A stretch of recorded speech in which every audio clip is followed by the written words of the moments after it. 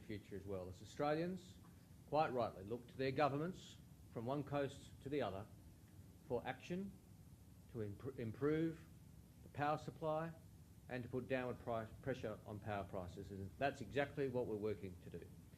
Now, today's meeting was important. Today I'm delighted that the state and territory energy ministers agreed unanimously with the Commonwealth in principle to develop the capacity mechanism. And what's the capacity mechanism? It's a keeping the lights on mechanism. You've heard us talk about it many, many times. It's been in the too hard basket for a long time. Today we put it on the to-do list. The capacity mechanism, which we will implement in partnership with the states and territories, will see the Commonwealth call auctions for bids for dispatchable renewable energy, which the Commonwealth will underwrite going forward. This is a sensible, carefully designed mechanism which will unleash investment in clean, dispatchable energy right across Australia, firming our grids, providing that extra capacity as more and more old power stations leave the grids, as more and more coal-fired power stations inevitably close. We will be firming our grid going forward. We know that over the last decade, 4 gigawatts of energy supply left the system and only 1 gigawatt came in. That's part of the reason why we're facing the challenges we are today. So there'll be some more detailed discussion about design elements, but this is a big step forward. Energy ministers have been unable to agree about the way forward on this in the past. It ends. I'm delighted with the conversation we had around the table. I'm delighted with the support from state and territory colleagues, as always, here today, as we have had for the last 6 months. This is one team. Doesn't matter what jurisdiction, doesn't matter what political party, one team working together to get the job done on behalf of the Australian people. Secondly, we also agreed today to further work on the development of supply chain plans. I want to thank Minister Mick de Brenni from Queensland for leading that work. We know that access to critical materials from around the world to build the grid, to build the batteries, to build the renewables is a challenge. So we need to build more sovereign capability. We need to have plans to deal with supply chain issues. This has been a priority for us. It's a priority for the states, and I'm glad that that work is now proceeding at pace. Now, of course, today is not the be-all and end-all. Today is also the lead-up to tomorrow, where the first ministers will meet, the National Cabinet, the Prime Minister and his colleagues. It's no secret that we're also engaging with the states, frankly, particularly with those states with black coal production, New South Wales and Queensland, about the right model going forward to ensure that the impact of Vladimir Putin's war does not flow through without a response from Australia's governments on energy prices. Fact of the matter is that we have certain powers at the federal level, the states have certain powers, and we've been working together to work out the best way of those powers coming together. It is not the fault of Australians that power prices are so high. The cost of production hasn't gone up. What's happening is that every country around the world, every government around the world is dealing with these challenges, and we are dealing with them too. And I look forward to further discussions and announcements tomorrow. It's fair to say, though, the governments are working very, very closely together. Now, I'm going to ask our host, Mick de Brenni, to add a few remarks. I'm going to ask the New South Wales Minister, Matt Keane, and Lily D'Ambrosio to add a few remarks, and then, of course, we'll take questions.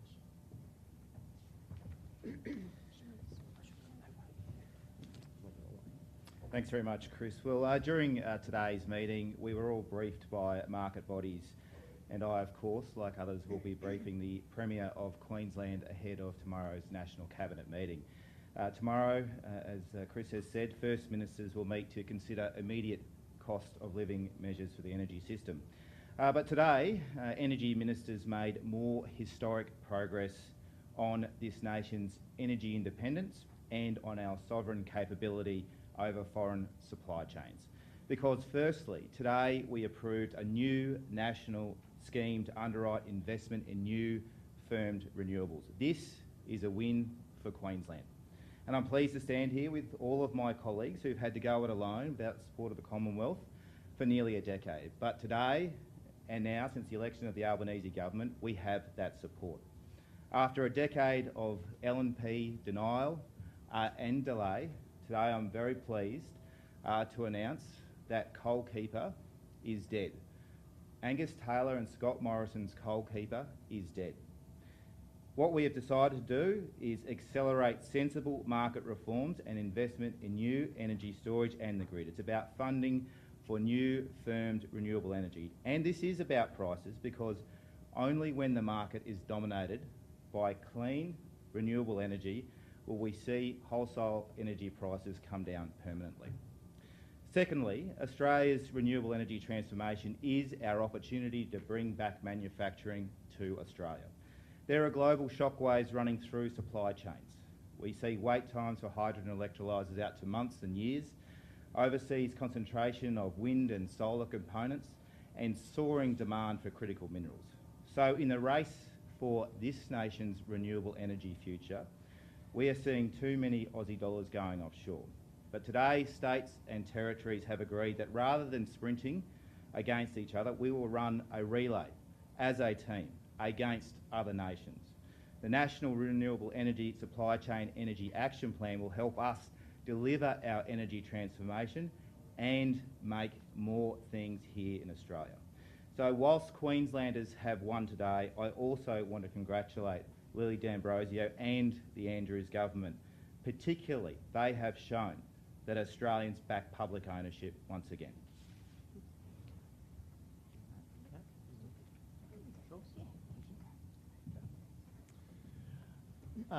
Well, I just want to thank Minister Bowen for his leadership today. Today, energy ministers around the country made a very clear statement that we want our electricity system to be more reliable.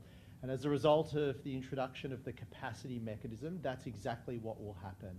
We know there are huge challenges with this transition, but a non-negotiable is ensuring that we keep the lights on during the transition, and that's exactly what will happen as a result of today's decision.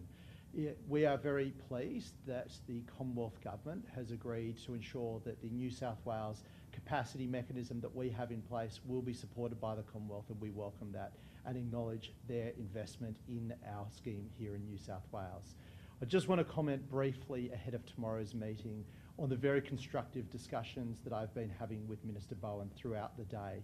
I made it very clear to Minister Bowen that New South Wales did not need compensation for lost coal royalties as a result of the coal cap.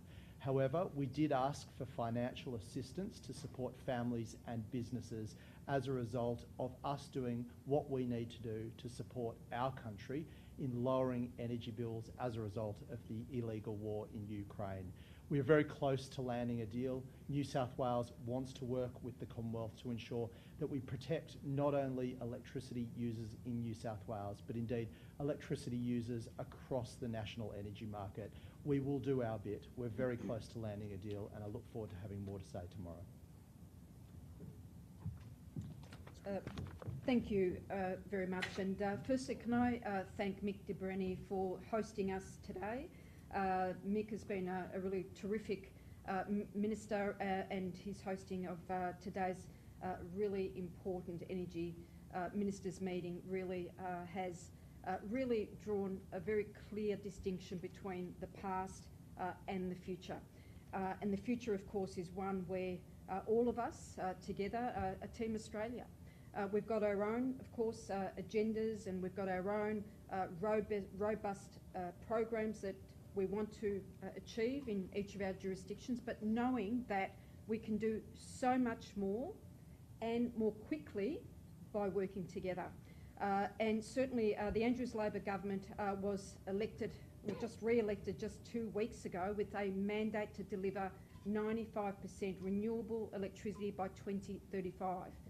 No more coal generation, and absolutely on our way to achieving a 100% renewable energy target shortly thereafter. But of course, I'm very, very proud that today Victoria has come with that ambitious program, and I do want to thank Chris Bowen for his strong leadership. It's a leadership that is not just about talk, although talk is always good, to be able to communicate to Australians, no matter where they live, that we're working together. And cooperation is better than stagnation and tearing each other apart. Those are the days of the past. By working together, and now with the financial support from the Commonwealth through this capacity mechanism, which is zero emissions, Victorians can absolutely know with great confidence that the constructive nature of our relationship now through the Energy Ministers meeting will always put Victorians first in terms of our state's representation at that Energy Council meeting. And the deal that we've agreed on and signed up to today is an absolutely important way forward to help us achieve our renewable energy targets, our great ambition, creating 59,000 jobs as we do it, and all the while keeping downward pressure on power prices, creating clean, zero emissions power, and absolutely having sufficient supply to meet all of our needs. And that is absolutely really critical. Victoria has always had a very strong view when it comes to the creation of a capacity mechanism, and that is it was to have no fossil fuels incentivised for a future that has to be carbon emissions free. And today I'm really pleased that we've all agreed on a capacity mechanism that will do just that. So thank you very much, Chris. It's been fantastic working with you today.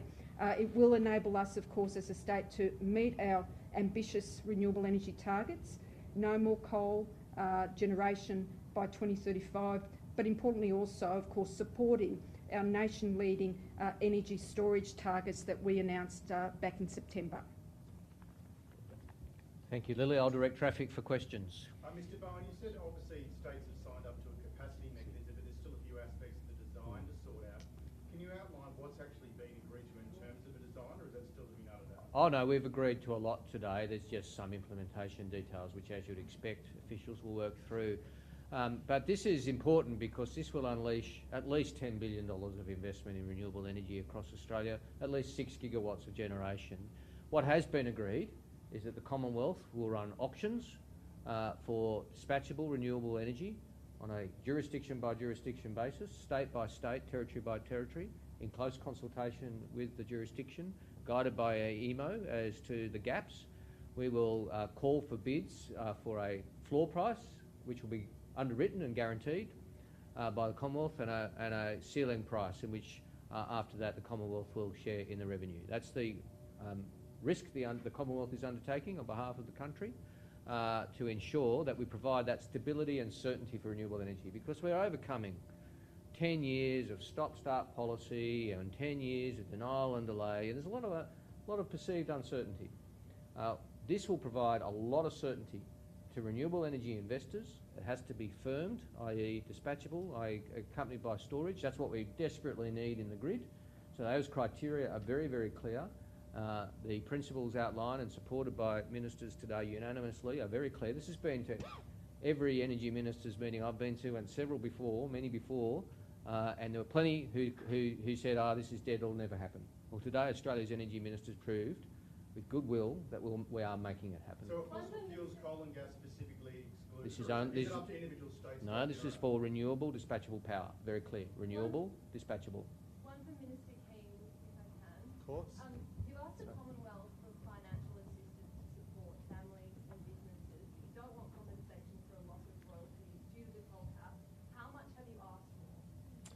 Well, we're not going to go into those discussions. There'll be plenty of time to make announcements tomorrow. But what I have said is that we want to support families and businesses, not only in New South Wales, but right across the national energy market. And we will do our bit. So we are not here today asking for compensation for loss in coal royalties. We're here seeking support for families and businesses who could be impacted by a cap on coal prices. Our focus is on getting electricity prices down. We recognise that New South Wales has an important role to play, and I want to thank Minister Bowen for the constructive way he's come to the table to ensure that we can do our bit to help the nation whilst protecting New South Wales families and businesses. Is it safe to assume though that it would be in the hundreds of millions because that's the hit that the state could receive from the coal cap? Can you, in terms of, well, I've made it very clear, New South Wales government is not worried about the impact and loss of coal royalties. What we're focused on is the impact to family and business bills as a result of the illegal war in Ukraine. Now, we understand that price capping is one tool that could be used to dampen electricity prices, but there are some businesses and companies that could be impacted by such cap. We don't want to see them penalised, so we've asked the Commonwealth to provide financial assistance to support families and businesses impacted in New South Wales. But won't the hits to the state government then flow on to the people in New South Wales? No, what we're doing is focusing on safeguarding the people of New South Wales and safeguarding the people across Australia by delivering cheap energy in a market which is seeing an explosion of energy prices because of Putin's illegal war. Let's get the facts on the table. The illegal war in Europe has seen a huge spike in commodity prices feeding through to wholesale electricity prices. We recognise that one lever that could be used to dampen those electricity prices is price caps.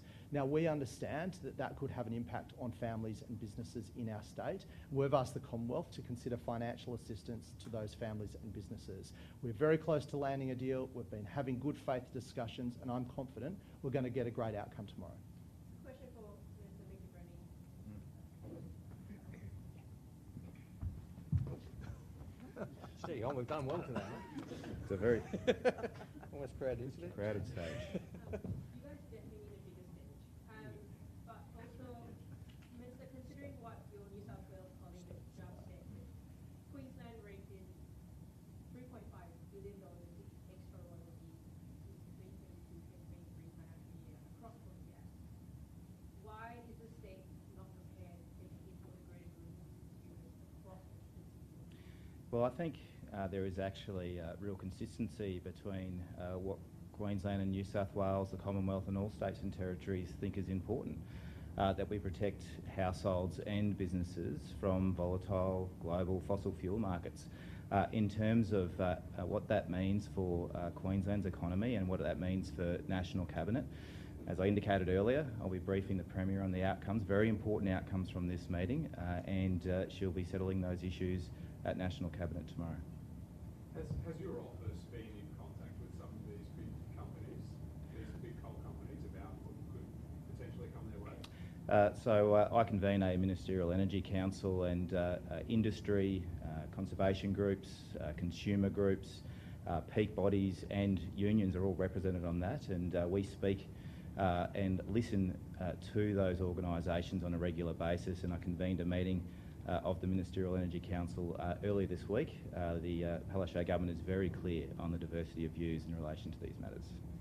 If a coal cap was to come into place, what would prevent it from these companies from exporting in larger numbers and neglecting the domestic market? I don't think it's appropriate to speculate on the details of any proposed measures before they are settled tomorrow. They are matters for National Cabinet. Our job and our collective job as ministers is to ensure that Australians can rely on cheaper, cleaner, secure energy. That's been the focus of our meeting today.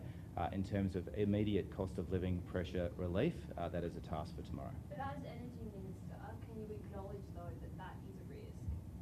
Well, the biggest risk to Australians right at the moment that we heard from today's meeting is in relation to the illegal war in Ukraine. That's what we have been tackling today.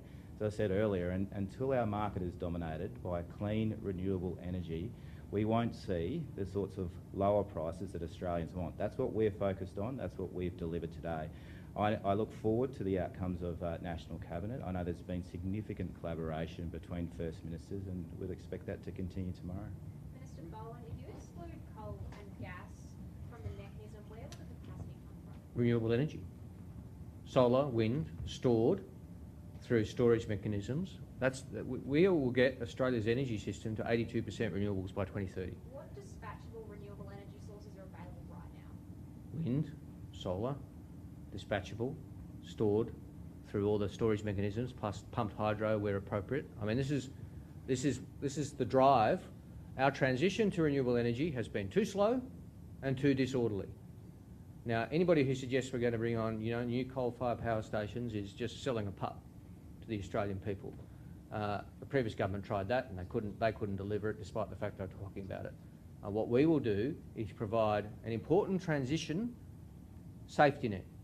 underneath this massive economic transition that's underway as we move to renewables, we need a safety net. That's what the capacity mechanism will do, to provide that stability and certainty. We're going to have the first auction next year.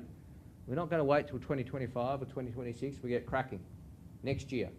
It's December now. We're going to get cracking next year with the first auction under the capacity mechanism. When and how much are those sources able to produce right now? Sorry? How much are those sources able to produce? Well, they're not funded yet because they don't exist yet, because they haven't had the support of the capacity mechanism. Of course, there's lots of solar and wind in the system, and depending on different jurisdictions, there are various, South Australia and ACT and Tasmania are all very, very heavily renewable already. Other states are at different parts along the journey. Of course, that's the case. This is designed to help all states and territories along that journey. And when next year will the first auction? Oh, it'll be probably in the second half of next year, but we're certainly getting cracking. Has your office received information and advice that we do have enough baseload power to move forward like this? Because this year a major Queensland coal-fired power station went kaput.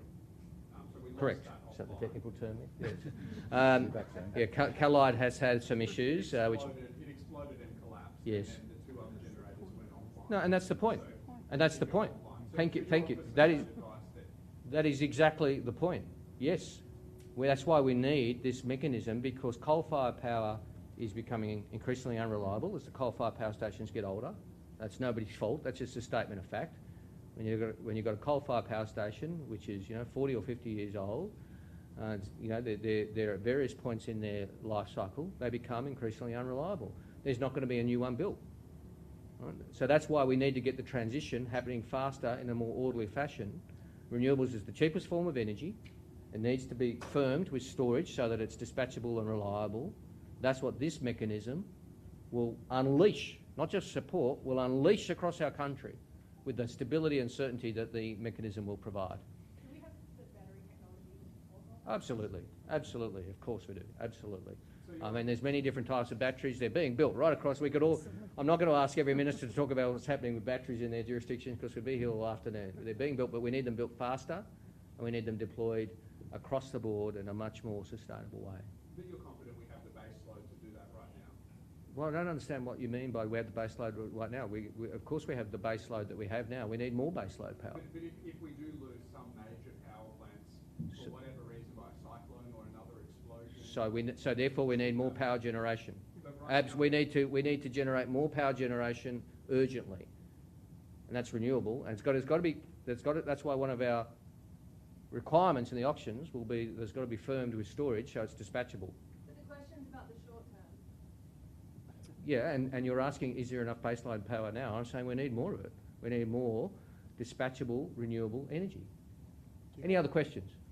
Did you want to add anything? Just maybe talk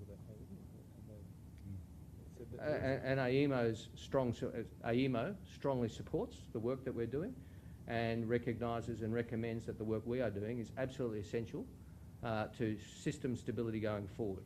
That's right. That's the advice that we received today from the Australian Energy Market Operator, that we need to get this work underway, and that's why AEMO has been closely involved with us in developing this package. Mr Bowen, is the federal government considering stepping in to limit the fallout from the financial collapse of Clough on projects like Snowy 2.0 and Energy Connect? So on Clough, it's a very important question. I've been briefed regularly by the Acting Chief Executive of Snowy Hydro. As you know, Snowy 2.0 was already running 18 months late. I've asked, and Snowy Hydro is working actively to minimise any impacts, and they are doing a good job in ensuring that that is managed carefully. Clough had mainly on-site workers who are support workers as opposed to construction workers. Most of the construction workers are employed in a different way. But Snowy Hydro, together with, in a related project, Transgrid, is working very closely with the administrators to ensure that any impact on Snowy 2.0 is non-existent or minimal at this point. Anybody else? All in, all done. Thank you for your time. Cheers.